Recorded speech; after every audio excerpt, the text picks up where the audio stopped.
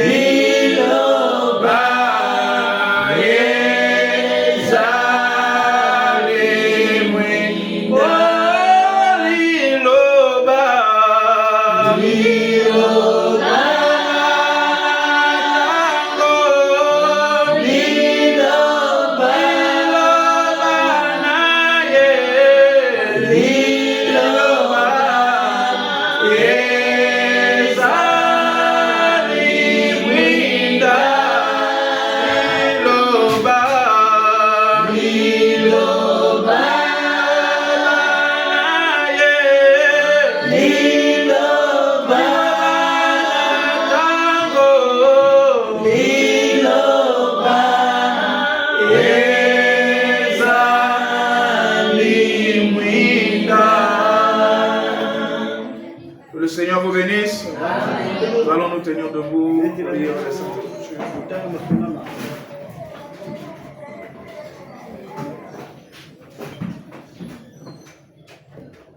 Dans Hébreu chapitre 10, le verset 5, il est dit ceci: c'est pourquoi Christ, entrant dans le monde, dit: tu n'as voulu ni sacrifice, ni offrande, mais tu m'as formé un corps. Et nous allons dans Jean chapitre 1, le verset 1 jusqu'au verset 3. Au commencement était la parole, et la parole était avec Dieu, et la parole était Dieu. Elle était au commencement avec Dieu. Toutes choses ont été faites par elle, et rien de ce qui a été fait sans elle. Amen. Vous pouvez vous asseoir. Que le Seigneur notre Dieu ajoute ses bénédictions à cette lecture que nous venons de faire. Je crois que nous sommes là pour la parole de Dieu et c'est une affaire individuelle. Ce n'est pas une affaire collective. Vous savez, le temps où nous sommes arrivés, ce n'est plus la religion de groupe. C'est une marche individuelle. Est-ce que vous êtes avec moi? C'est une marche individuelle. Parce que Dieu veut traiter avec chaque individu qui prend sa parole au sérieux. Souvenez-vous que Frère Branham nous dit que Dieu n'a pas besoin d'un groupe de gens, mais Dieu a besoin d'un individu. Et moi, j'aimerais être cet individu. Chaque croyant doit vouloir être cet individu dont Dieu a besoin. Donc quand je viens écouter la parole, je veux être cet individu-là qui sera entre les mains de Dieu afin de pouvoir manifester la gloire de Dieu. Alléluia. Raison pour laquelle vous remarquerez que les expériences de Pentecôte que nous avons eues dans nos tabernacles, on appelle les fusions du Saint-Esprit, les gens sautaient, les gens criaient, les gens parlaient en langue, les gens prophétisaient. Mais des années plus tard, on s'est rendu compte que ce n'était que des émotions, ce n'était que des sensations. Rien s'était passé à l'intérieur. Parce que quand la chose a lieu à l'intérieur, lorsqu'il y a une expérience à l'intérieur, parce que Dieu traite à l'intérieur. Est-ce que quelqu'un avec moi? Dieu, c'est à l'intérieur de l'homme qu'il traite. Et à l'extérieur, on voit un changement au travers des actions, au travers des paroles. Mais quand la Pentecôte, ce que nous appelons Pentecôte, je ne parle pas de la véritable Pentecôte, parce que la véritable Pentecôte, c'est l'expérience même de la nouvelle naissance.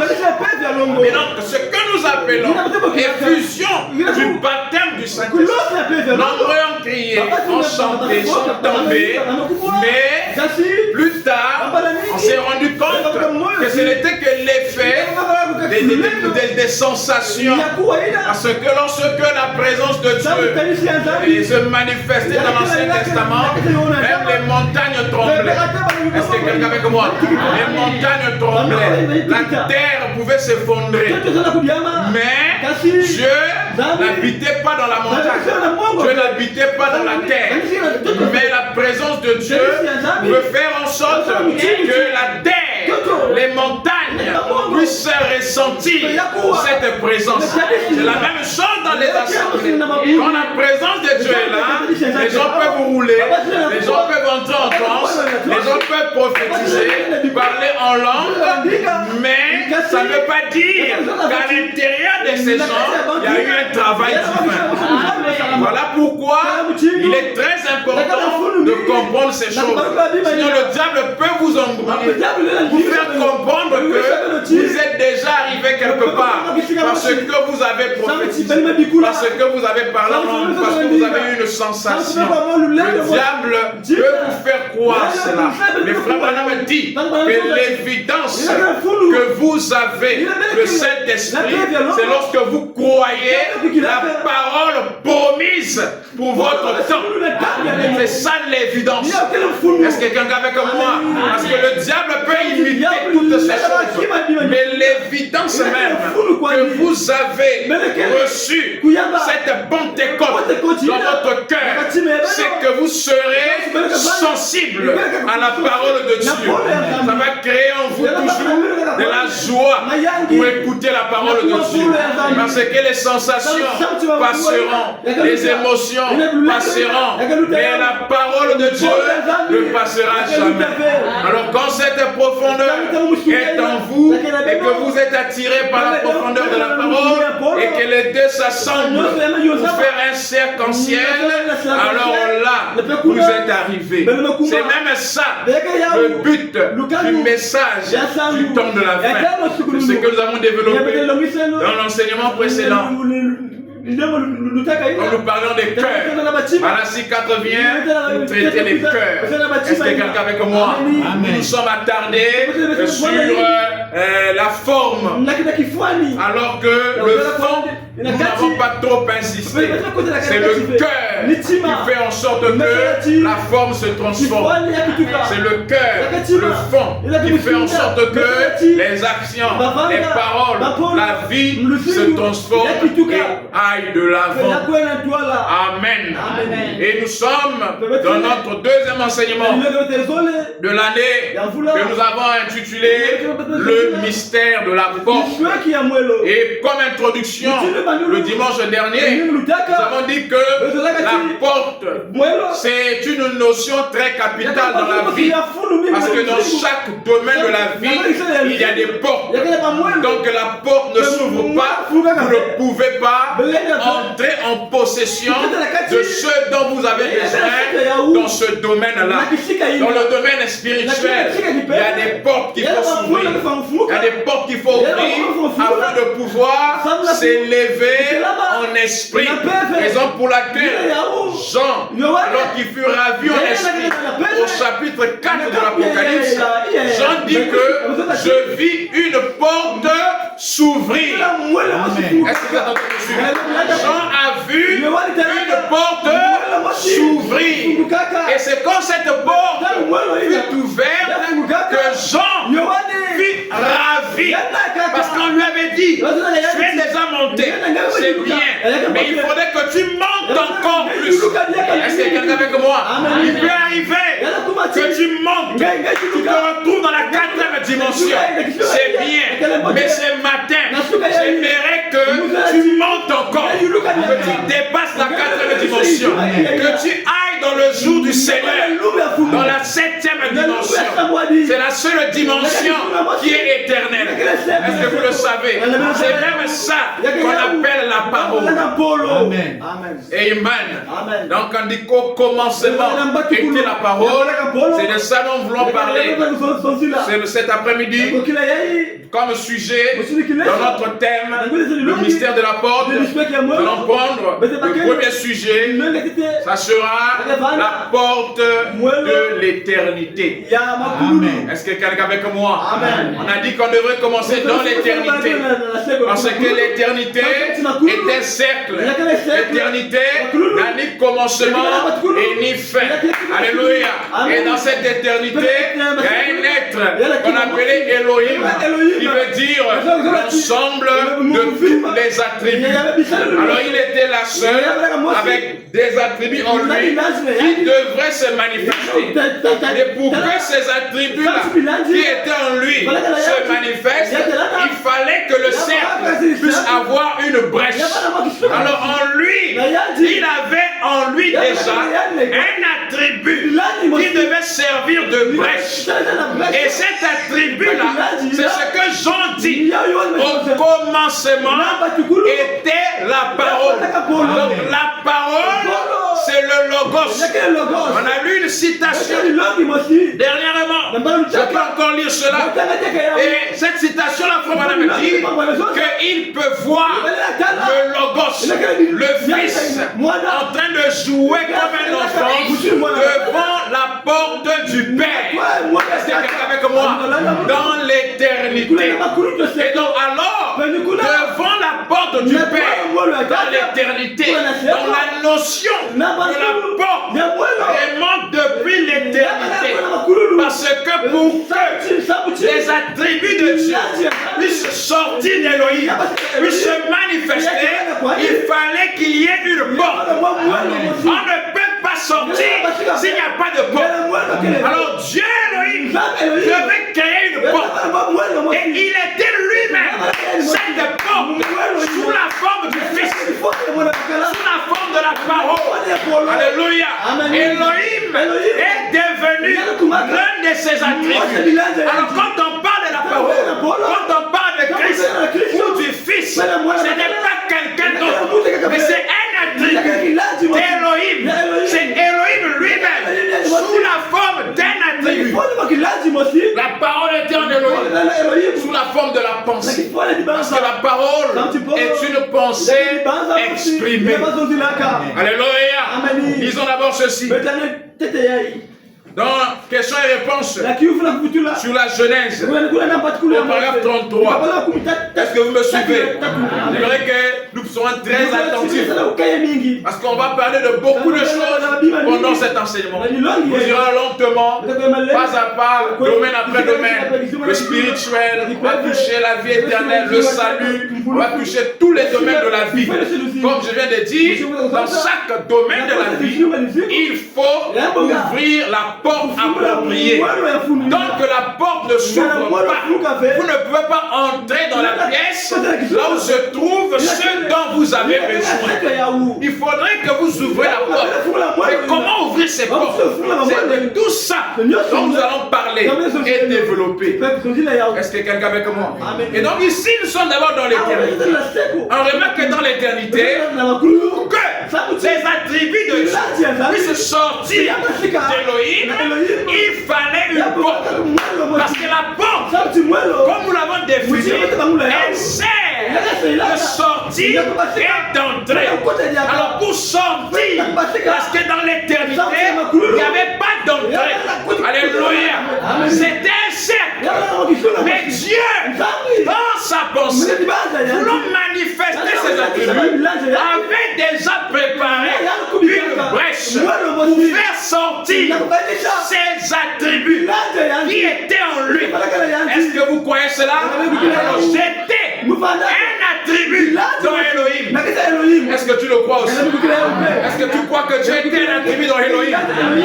Est-ce que quelqu'un avec moi? Même Jésus était un attribut dans Elohim. Parce que là dans l'éternité, Jésus en tant qu'homme n'existait pas. Mais en tant qu'attribut, il existait. Est-ce que quelqu'un avec moi? Alors tous les fils de Dieu ont existé dans Elohim sous forme d'attribut. Est-ce que quelqu'un me suit?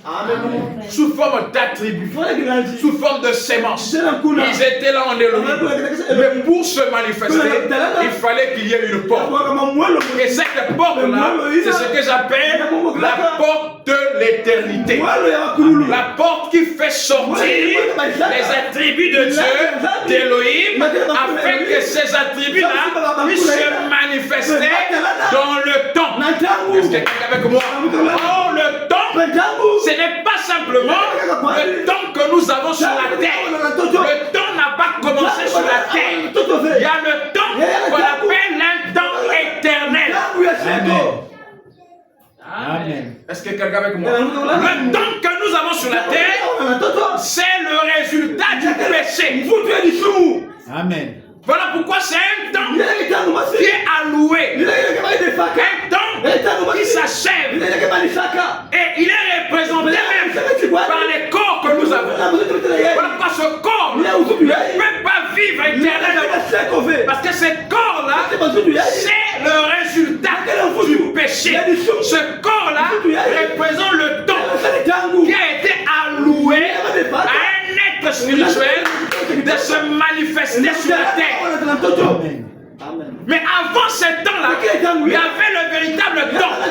Et ce véritable temps-là, je me sens bien, c'est ce que Jean appelle au commencement était la parole. Donc la brèche de l'éternité, c'est le temps. Mais quel temps? Le temps parole. Alléluia. Je ne sais pas si quelqu'un va le dire.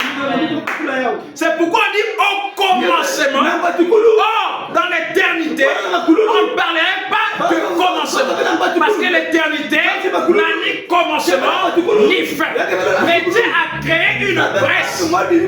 Parce que pour manifester les attributs qui étaient en Elohim, il fallait qu'il y ait la brèche appelée le temps. Or, cette brèche-là, dans l'éternité, appelée le temps, c'est ce qu'on appelle le Fils. Le Fils qui est la parole, qui est le Logos, c'est la brèche. C'est pourquoi quand on dit au commencement était la parole, et la parole était avec Dieu, et la parole était Dieu. Quand on dit avec là, ce n'est pas comme vous voyez, le frère Glory ici à la chair, avec le frère Sylvain, on est ensemble, donc on dira le frère Sylvain et avec. C'est pas ça. Avec veut dire au commencement était la parole. La parole était avec Dieu. Ça veut dire quoi? Que la parole et Dieu étaient un. C'est quelqu'un comme moi. Au commencement était la parole. C'est-à-dire quand Elohim a ouvert la brèche. Quand Elohim a ouvert la porte de l'éternité. Quand le temps a commencé. Quand le commencement d'Elohim sous la forme parole. C'est qu'on appelle aussi le premier-né de la création de Dieu. Alléluia. Le premier attribut d'Elohim qui fut manifesté, c'était le temps éternel. Ou encore la parole. C'est pourquoi frère Branham dira que le temps est la brèche de l'éternité.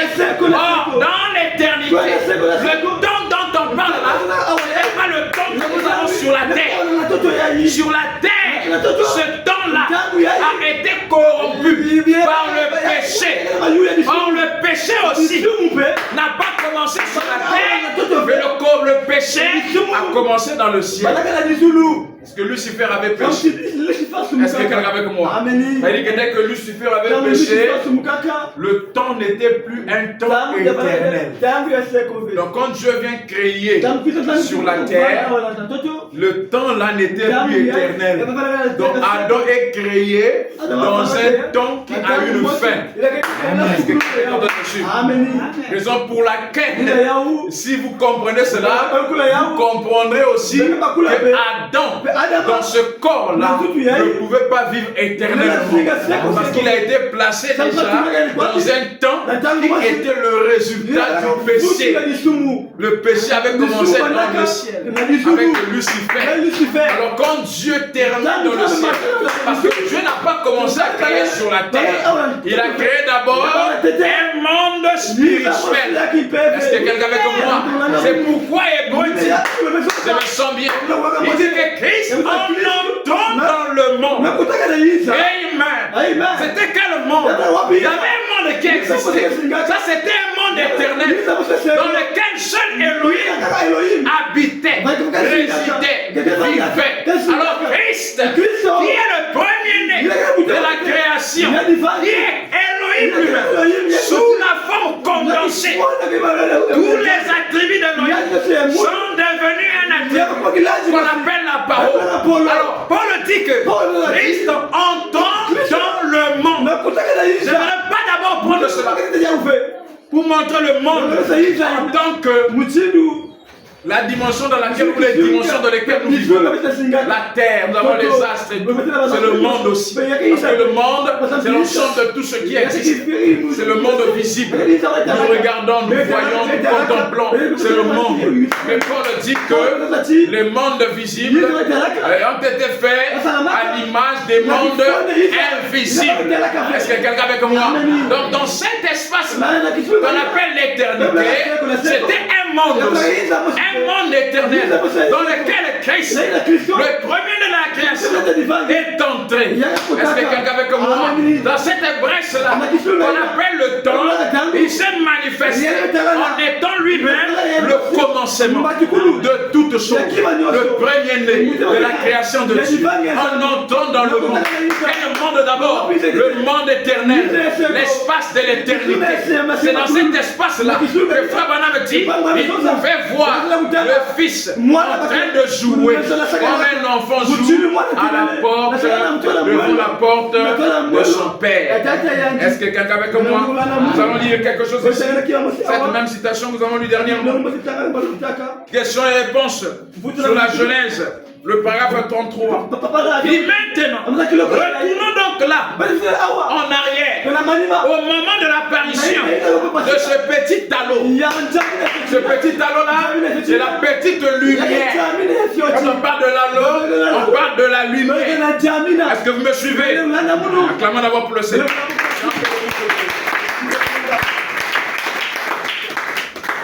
Alors il dit, retournons un peu en arrière. de ce petit talon. Maintenant, nous ne voyons encore rien, mais juste avec les yeux du surnaturel. C'est quelqu'un avec moi? Pour voir ce petit talon de lumière, il faut des yeux du surnaturel. C'est pourquoi, quand Jean-Baptiste a vu la lumière sur Jésus, les autres ne l'avaient pas vu. Est-ce que quelqu'un avec moi? Parce que Jean-Baptiste avait été préparé pour voir cela. Et bien aimé, il y a de ces choses que tu verras que les autres ne verront pas. Il y a de ces choses que je ferai que l'autre ne verra pas. Est-ce que quelqu'un est en train de me suivre? Parce que les choses de Dieu ne se voient pas avec les yeux naturels. Les choses de Dieu se voient avec les yeux surnaturels. Donc si on peut regarder avec les yeux surnaturels, on voit cette tableau de lumière. Jean-Baptiste a vu ça, les autres n'ont pas vu. Paul a vu cela, mais ceux qui étaient avec lui ne l'avaient pas vu. Donc en regardant avec les yeux du surnaturel, donc les yeux qui sont au-delà du naturel, il dit ceci, vous nous voyons un halo qui se tient là. Il dit bon, c'est le Fils de Dieu, le Logos. Le Fils de Dieu c'est quoi? Le Logos. Le Logos qui est sorti de Dieu par cette brèche appelée le temps. Et il est lui-même cette brèche parce qu'il est le commencement de la création de Dieu. Quand Elohim se transforme en parole, cette parole-là dans laquelle il prend forme, c'est le commencement de tout. C'est la brèche, c'est le temps éternel. Est-ce que quelqu'un est en train de me suivre? Et ici, là, on ne parle pas encore de Jésus, l'homme de Galilée. Mais on parle du Logos. Le Logos, là, c'est le Fils de Dieu. Est-ce que quelqu'un avec moi? Alors, par conséquent, quand vous suivez la lecture de Jean, allez vous rendre compte que cette parole qui est le Logos, c'est fait après chair. Nous parlerons aussi de cela, de Jésus en tant que la porte. Mais là, on parle d'abord de la porte de l'éternité, qui est le Logos, qui est la parole. Est-ce que vous êtes en train de me suivre? Il dit ceci, bon, c'est le Fils de Dieu, virgule, le Logos. Je peux donc le voir jouer là comme un petit enfant devant la porte du Père dans toute l'éternité. Est-ce que dans toute l'éternité, on voit le Logos en train de jouer devant la porte du Père. C'est une image pour nous montrer que le Logos, la parole, le Fils, était la brèche. Est-ce que quelqu'un avec moi était la porte? Parce que c'est par lui que toutes choses sont venues à l'existence. Depuis les choses éternelles, depuis les créatures éternelles, depuis les créatures surnaturelles et les créatures du temps, tout est venu par la parole, le Logos. Est-ce que quelqu'un comprend cela? Dans l'éternité, c'est un cercle qui a eu une brèche. Et tous ceux qui étaient dans le cercle là n'avaient qu'un seul moyen de sortir, c'était par le Logos. Le Logos, la parole, Christ, la colonne de feu, c'est ça même la porte de l'éternité. Est-ce que quelqu'un est avec moi? C'est par là que vous comprendrez pourquoi Jésus disait: je viens du Père, je sors du Père, je retourne au Père. Comment il est sorti? Il est venu de la colonne de feu, et il retourne dans la colonne de feu. La colonne de feu, c'est l'accès, de sortie et d'entrée pour l'éternité. C'est la porte. Christ, le Logos, la parole, c'est la porte de l'éternité. Dans cette forme de lumière, cet halo, comme on vient de le lire. C'est pourquoi ici, vous lirez dans l'écriture biblique de Jean chapitre 16, le verset 28, dans Jean chapitre 16, le verset 28, vous voyez, Jésus dit, je suis sorti du Père et je suis venu dans le monde. Est-ce que quelqu'un avec moi? Il y a plusieurs mondes. Donc quand Jésus dit que je suis sorti du Père, je suis venu dans le monde, il parle de cette transformation du Logos qui a été fait chair. Et il dit ensuite, maintenant, je quitte le monde et je vais au Père. Je quitte la chair, je quitte le monde visible et je retourne dans la colonne de feu. Est-ce que quelqu'un est en train de me suivre? Amen. Donc le commencement même, c'est la parole. Et cette parole-là, c'est Christ, le Logos. Et dans le livre des exposés, les 7 âges de l'Église, au paragraphe 162, la page 163 plutôt, ça sont des pages. Il dit ceci, dans Jean chapitre 1, le verset 1, là où il est dit, au commencement était la parole. La racine qui est traduite par la parole, c'est le Logos. Est-ce que quelqu'un est avec moi? Donc la parole du commencement, ce n'est pas l'écriture, ce n'est pas le verbe. On n'a pas dit qu'au commencement était la Bible. On n'a pas dit qu'au commencement était la Bible, étaient les brochures. Ça, ce sont des supports de la parole sous forme écrite. C'est pourquoi Jésus a dit aux pharisiens, vous sondez les Écritures. Est-ce que quelqu'un est en train de me suivre? Vous sondez les Écritures, croyant recevoir en elles la vie. Or, ce sont elles qui rendent témoignage de moi. Donc les Écritures ne donnent pas la vie, mais les Écritures rendent témoignage de la parole, car c'est dans la parole qu'il y a la vie. Dans cette parole-là, c'est Christ, le Logos, la colonne de feu. Alléluia. Et cette colonne de feu-là était devenue un homme et on l'appelait Jésus. Mais avant que cette colonne de feu devienne un homme, elle existait sous la forme de lumière dans l'éternité. Et c'était elle, le Fils de Dieu, la parole, Christ. Est-ce que quelqu'un comprend cela? Par conséquent, dans cette colonne de feu, s'incarne, devient un homme, l'homme dans lequel est incarnée la colonne de feu, la parole au Christ, devient par conséquent le Fils de Dieu. Mais quand Jésus quitte la scène, le Fils de Dieu existe toujours, parce qu'il retourne sous la forme de la colonne de feu. Je viens du Père, je suis sorti du Père, je retourne au Père. Jean 16, le chapitre 28, que nous venons de lire ici. C'est très important cette notion de comprendre cela. Donc le Fils de Dieu, Elohim est, et son Fils aussi est. C'est-à-dire sa manifestation première et esprit, avec une forme de lumière qui est sortie de lui. Elohim est devenu un de ses attributs, dans lequel on retrouvait tous les attributs.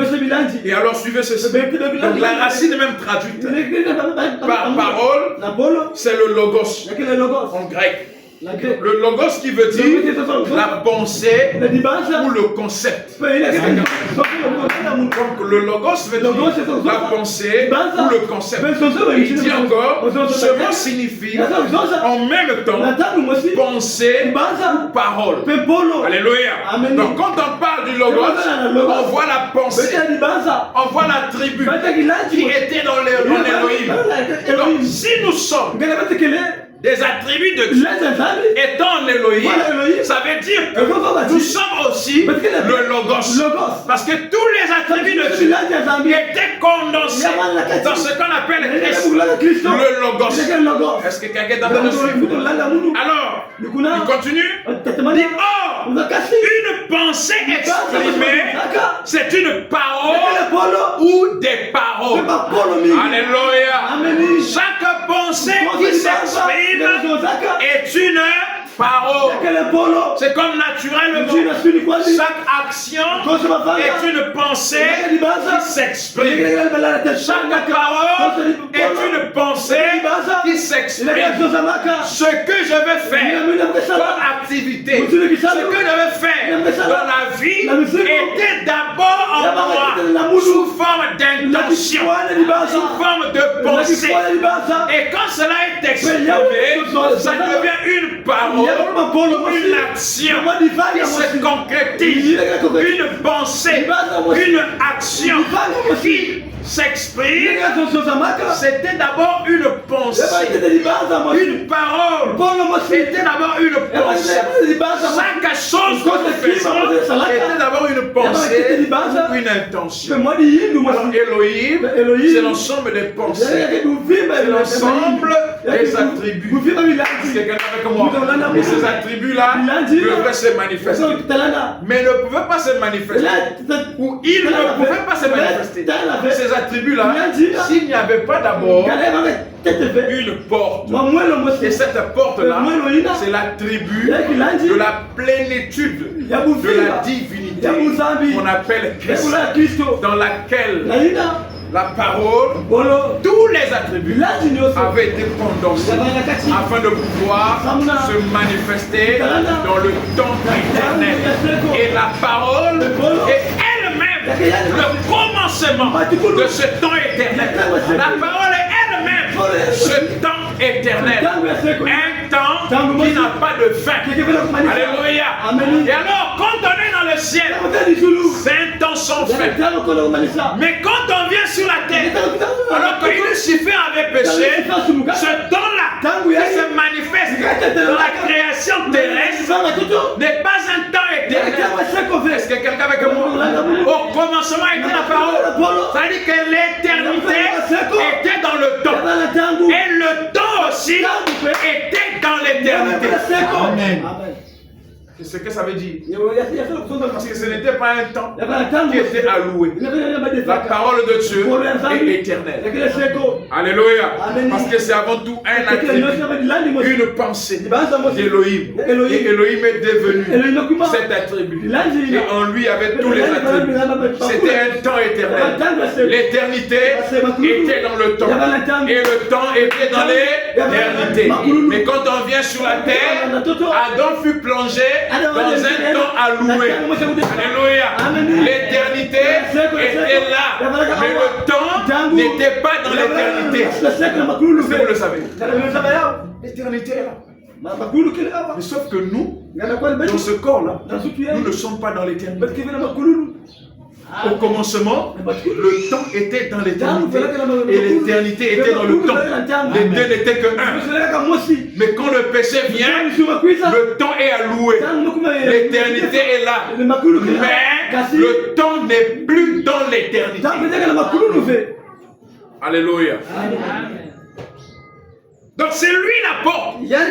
Christ, le Logos, le Fils, dans sa forme première, Elohim, sous la forme première qu'on appelle le Logos, Christ, la parole, c'est lui la porte pour la sortie de tous les attributs.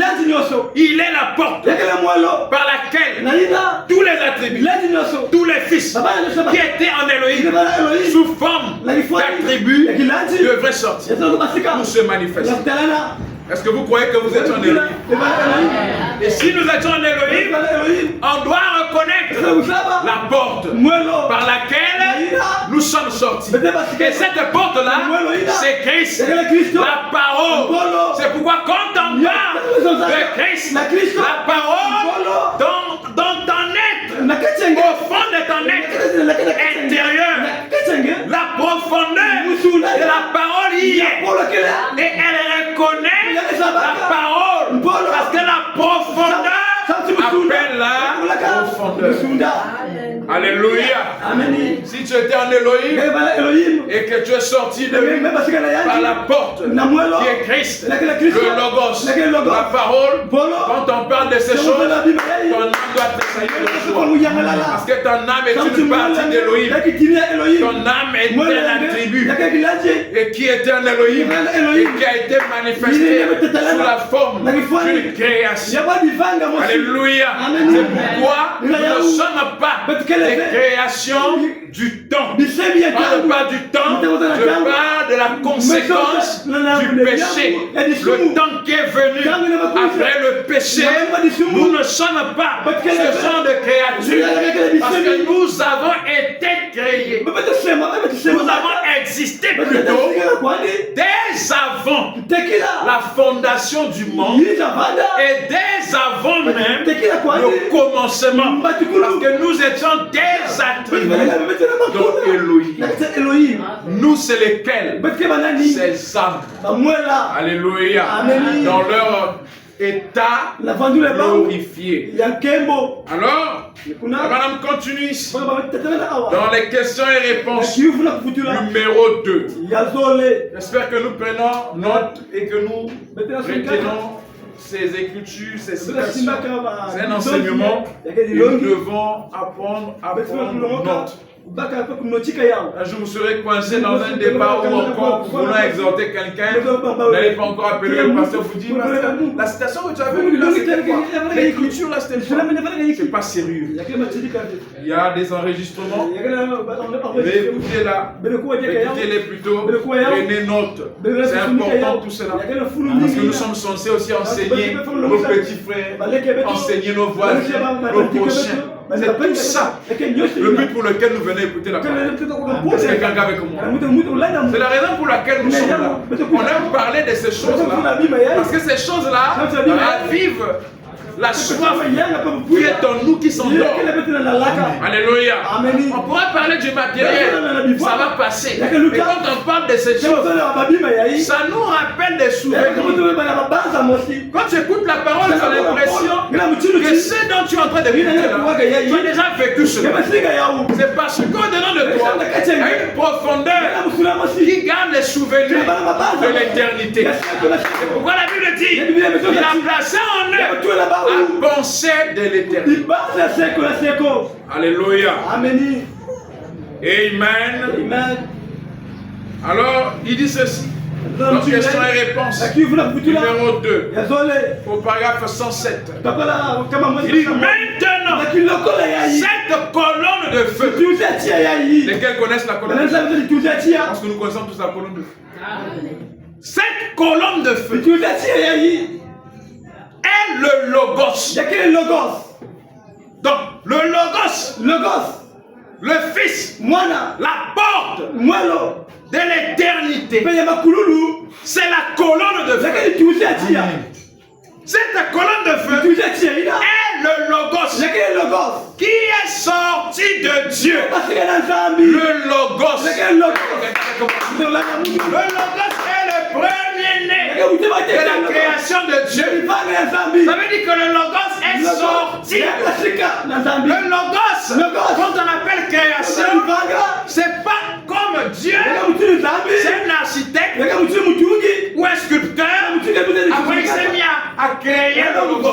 Non. Fais du bril. Quand on dit le Logos, c'est la création de l'homme. Naturellement, l'homme intelligent, lorsqu'il s'agit comme un sculpteur, qui s'assoit et qui crée. De toute façon. Non. Ici, la vraie traduction, c'est le Logos est sorti d'Elohim. Alléluia. En d'autres termes, Elohim est devenu le Logos. Amen. Est-ce que vous comprenez cela? Sortir de. C'est comme naturellement, nous sommes sortis de nos pères. Mais mon père ne m'a pas façonné. Est-ce que quelqu'un est avec moi? Amen. J'étais en lui sous forme de chaîne. Je suis sorti de lui. Au travers d'un processus, je suis passé dans ma maman et je suis sorti de ma maman. C'est tout un processus. Ils ne m'ont pas créé, mais ils m'ont mis au monde. Quelqu'un avec moi? Amen. En d'autres termes, nous avons été engendrés. Oh, c'est même ça. Nous ne sommes pas des créatures comme les démons, Lucifer et les anges déchus. Mais les attributs qui étaient en Elohim sont des fils engendrés. Amen. On est sortis d'Elohim. Alléluia. Dieu a créé les anges qui sont devenus aujourd'hui déçus et d'autres qui sont dans sa présence. Mais c'est des anges qui devaient être manifestés sur la terre. C'est ce qu'on appelle les fils engendrés. Amen. Amen. Donc le Logos est sorti de Dieu. C'est la colonne de feu. C'est-à-dire que Elohim, le Dieu qui n'avait pas de forme, qui remplissait tout l'espace de l'éternité, est devenu un halo de lumière. Il s'est condensé. Il est devenu la colonne de feu. N'allez pas penser que quand on parle d'Elohim, quand on parle de la parole, ça veut dire qu'il y a un Elohim quelque part, il y a la parole là. Non. C'est Elohim là qui est devenu la parole. Comme on l'a dit, au commencement était la parole et la parole était avec Dieu. En d'autres termes, au commencement était le Logos et le Logos était un avec Elohim. Ou encore au commencement, Elohim devint le Logos. Amen. Alléluia. Amen. Alors il est devenu en soi la porte de l'éternité, par laquelle tous les attributs devaient sortir pour se manifester. Maintenant, question et réponse numéro 2, paragraphe 107. Maintenant, cette colonne de feu est le Logos qui est sorti de Dieu. Le Logos qui en fait est l'attribut de la plénitude de Dieu. Le Logos c'est quoi? L'attribut de la plénitude de Dieu. Le Logos c'est la pensée qui a été exprimée, qui avait en elle toutes les pensées, tous les attributs. Parce que quand on parle d'Elohim, c'est l'ensemble de tous les attributs. C'est ce qu'on appelle la plénitude de Dieu. Alléluia. Donc la plénitude des anges, la plénitude des fils, la plénitude du temps, la plénitude de tout. Le tout en tout était là dans le Logos. Donc en d'autres termes, le Logos c'était Elohim qui avait pris sa première forme. Amen. La parole. Amen. La porte de l'éternité. Le seul moyen par lequel tous les autres attributs pouvaient sortir d'Elohim, c'était au travers d'un attribut. Le Logos. L'attribut de la plénitude de Dieu. Est-ce que nous croyons cela? Lorsque Dieu prit une forme, c'est intéressant. Lorsque Dieu prit une forme, lui permettant d'être vu. Quand Elohim a pris la forme, lui permettant d'être vu. Mais d'être vu comment? Avec les yeux surnaturels. Les yeux surnaturels. Les yeux de la foi. Et si Dieu t'ouvre ces yeux surnaturels par le canal de la vision, tu peux voir la colonne de feu.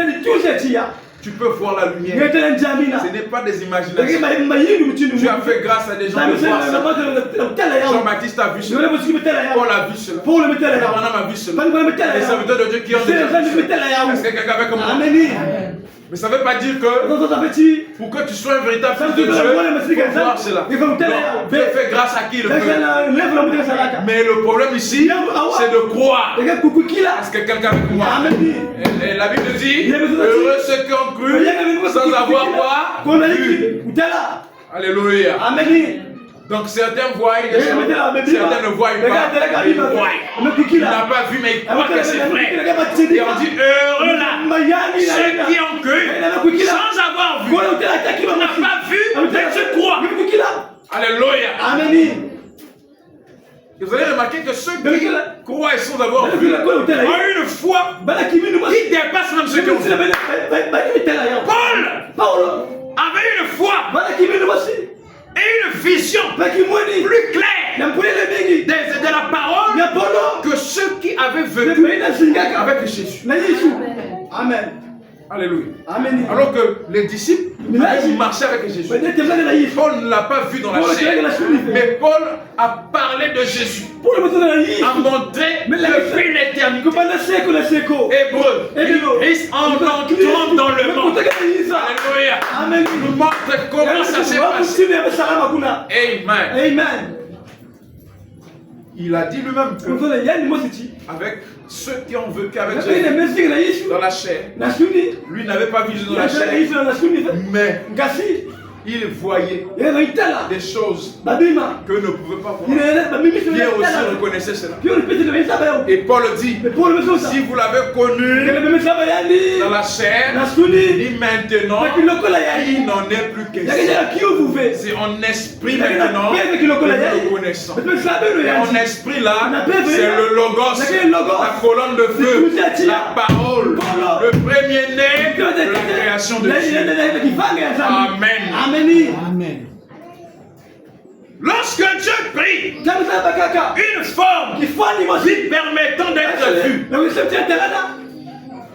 ce fut l'onction du grand esprit qui est sorti, s'abaissant, descendant, Dieu le Père, le Logos qui était au-dessus d'Israël, il était saint, il ne pouvait pas supporter le péché, il fallut une offrande de sang en Éden même, puis ce Logos devint chair et habita parmi nous. Ça dit que le Logos, Christ, la colonne de feu, est devenu chair dans la personne de Jésus et habitait parmi nous. Et là, ce Logos demeura dans un corps humain qui était le sacrifice. Alléluia.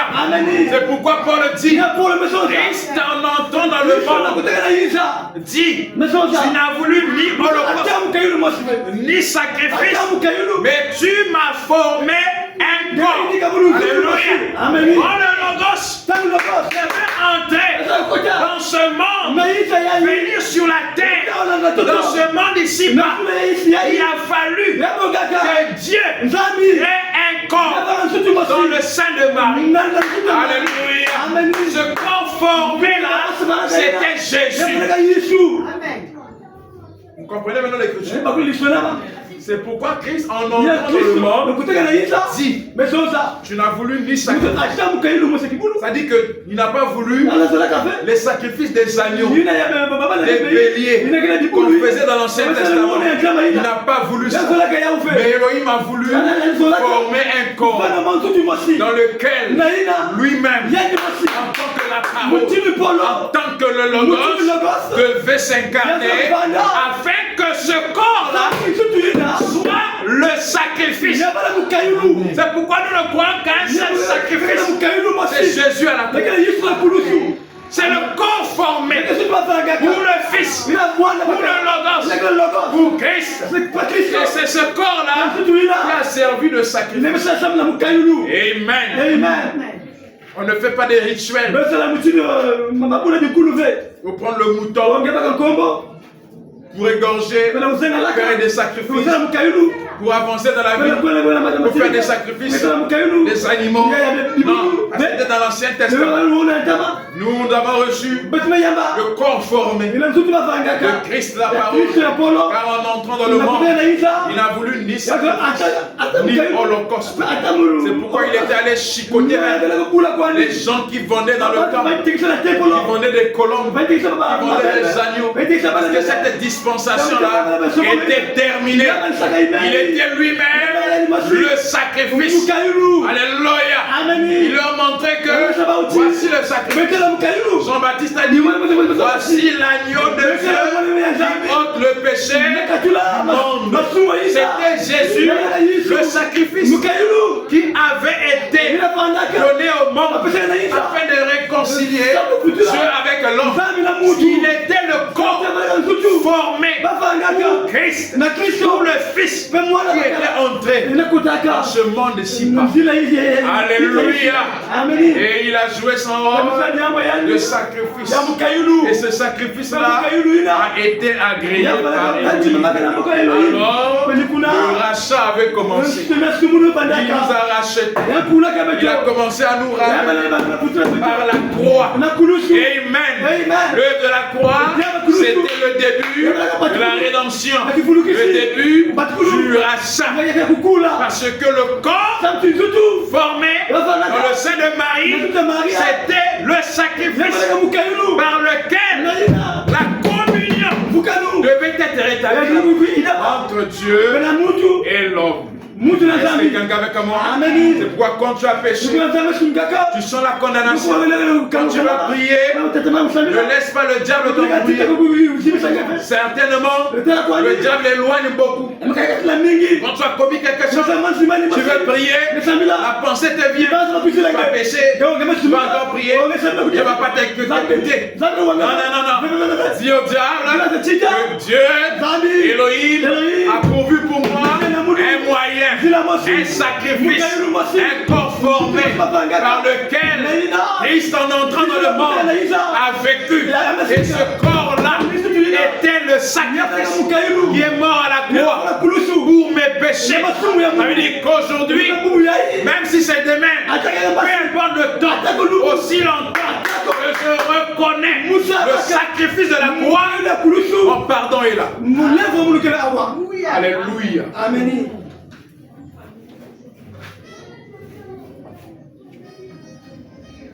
Donc Christ était la porte de l'éternité. Et il est toujours la porte de l'éternité. Dans la prédication, pour terminer, Christ identifie le même dans toutes les générations. Christ identifie le même dans toutes les générations. Prêché le 15 avril 1964. Il dit ceci au paragraphe 70. Eh bien, au commencement, c'est lorsque le temps a commencé. Alléluia. Au commencement, c'est lorsque quoi? Le temps a... Mira, tu me suis? Au commencement, c'est lorsque le temps a commencé. Donc, quand on parle du commencement, on n'est pas encore sur la terre. On est encore dans l'éternité. Je ne sais pas si quelqu'un avec moi. Le commencement dans ton cas là, fin du bril, ce n'est pas le commencement de jeunesse.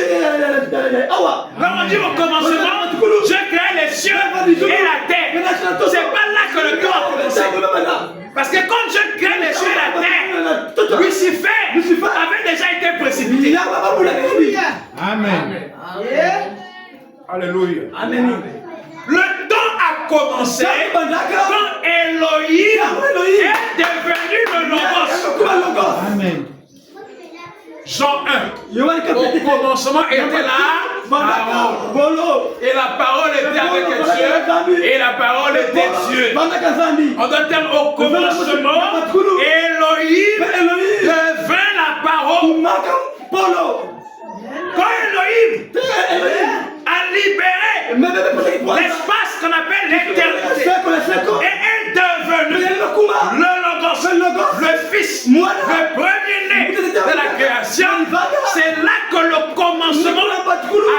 l'éternité. C'est le temps. Le temps a commencé là.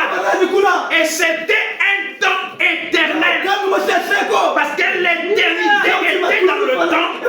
Et le temps était dans l'éternité. Or, le temps éternel, c'est le Logos. Et l'éternité, c'est Elohim.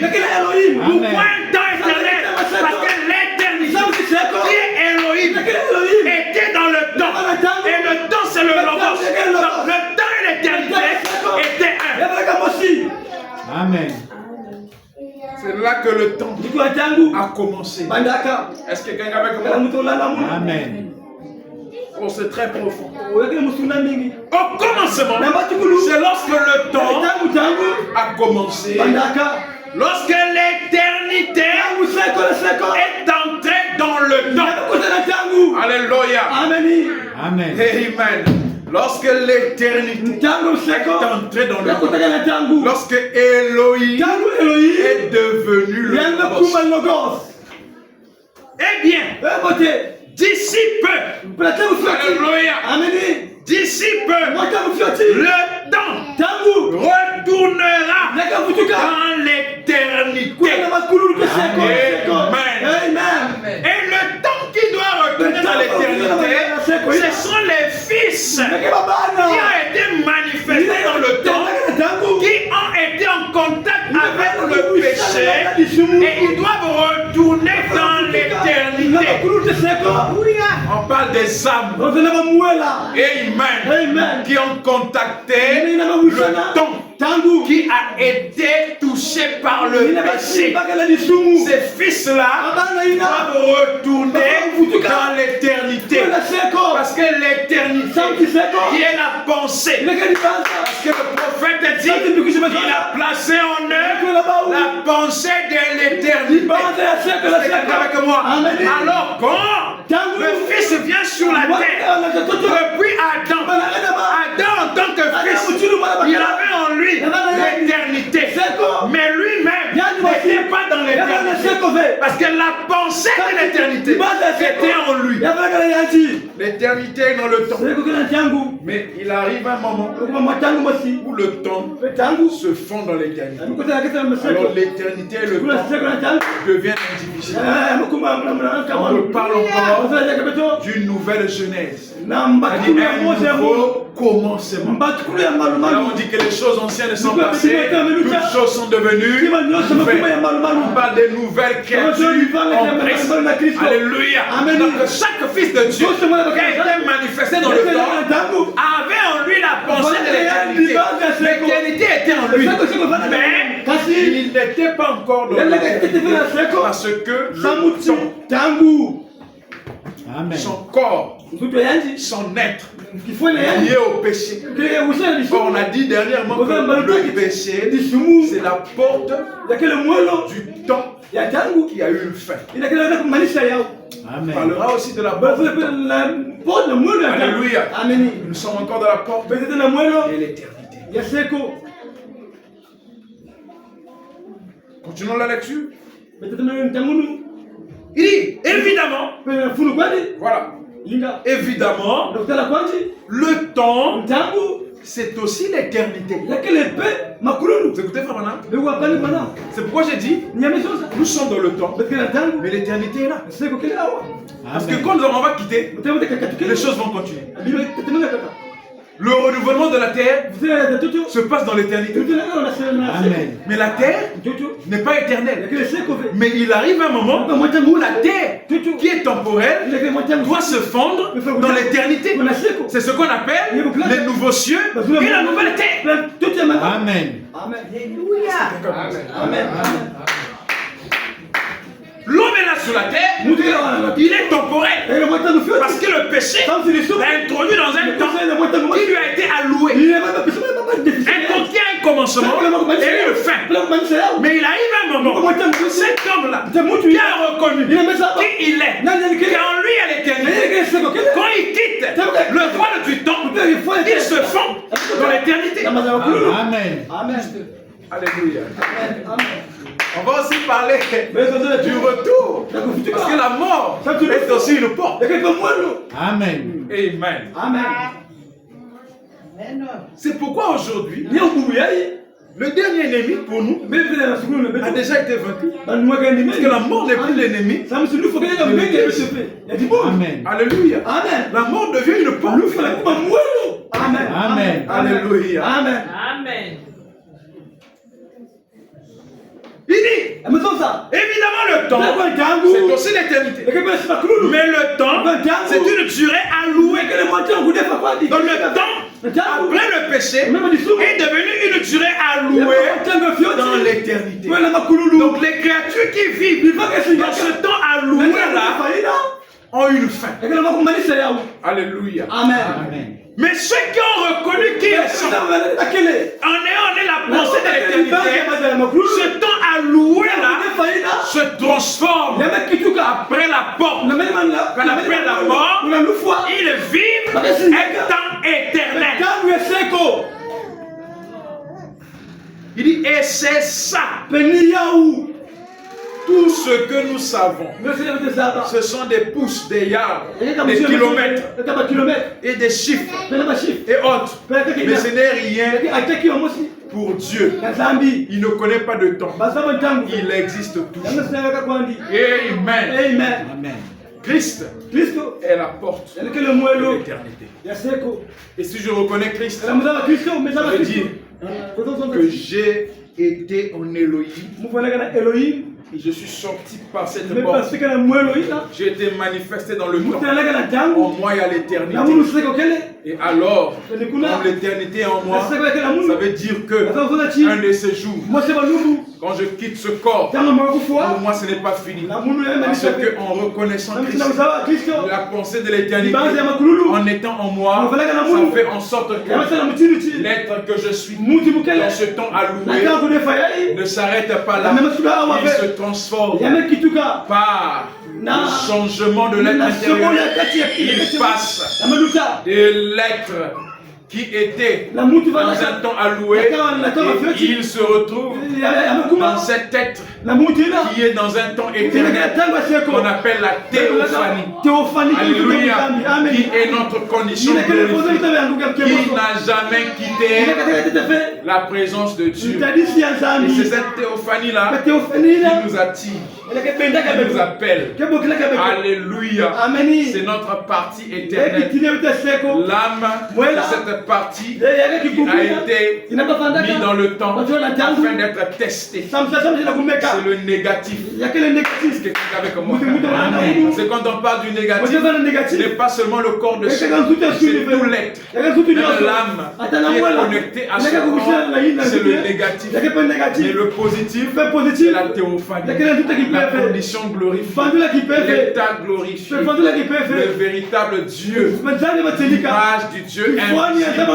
C'est la théophanie, c'est le logos, c'est ça, cet attribut qui était en Elohim, qui a été manifesté sous la forme de Christ, le premier-né de la création de Dieu, la théophanie. Et tous les fils de Dieu ressemblent à cela. Mais Adam fut créé à l'image de la théophanie. Adam n'était pas le fils théophanie manifesté. Il était créé à l'image. C'était pour être tenté. Et s'il était théophanie, il n'y aurait pas le péché. Donc pour laquelle vraiment donc qui est ce Melchisédek? Nous avons contourné la théophanie. Même Adam. Alléluia. C'était pour être testé, pour être éprouvé. Comme l'éternité est venue dans le temps, et nous avons vu l'éternité avec la venue des anges. Alléluia. Qu'ils avaient quitté l'éternité. Or, ces anges-là ne faisaient que représenter nos théophanies, nos parties éternelles. L'éternité est venue dans le temps et nous avons reçu l'éternité parce qu'en nous, dans nos âmes, il y avait la pensée de l'éternité. Pourquoi j'ai reçu la théophanie? Alléluia. L'éternité en moi. Et un de ces jours, je ne serai plus un être manifesté dans un corps temporel. Un de ces jours, l'éternité qui est en moi fera en sorte que le temps qui est alloué se transforme en un temps éternel.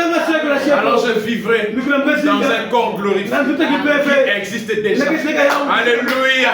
Qui est déjà là, à côté de moi, et me charge comme on charge une batterie. Parce que Dieu est réel, il est infaillible. Que le Seigneur vous bénisse. Que le Seigneur vous bénisse.